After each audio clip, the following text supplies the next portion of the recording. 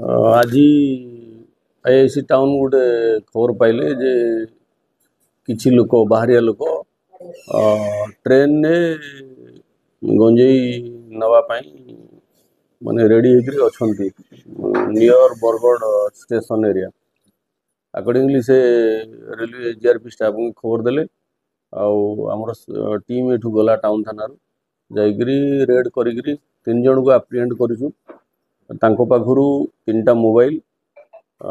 3000 टंका आउ 42 केजी 800 ग्राम रो गांजा सीजर होई कनेक्शन ने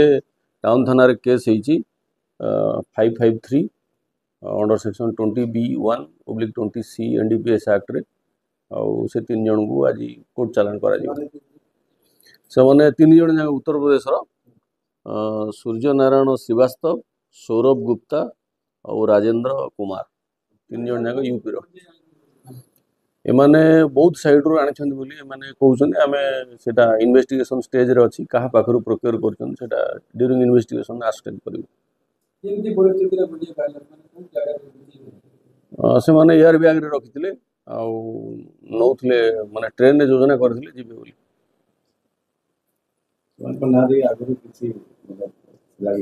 सीटा आम सीसीटीवी से वेरीफाई करूछु से माने जेहेतु बाहर स्टेट रो लोकल थाना को भी आम इंटिमेशन देइछु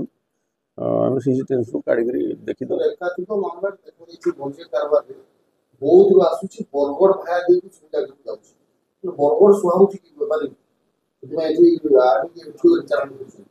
नहीं आम तो अलर्ट अच्छु आम इनफॉरमेशन जहाँ मिलूँ इनपुट जहाँ हम पाखे रोचे आम एक्शन नौ।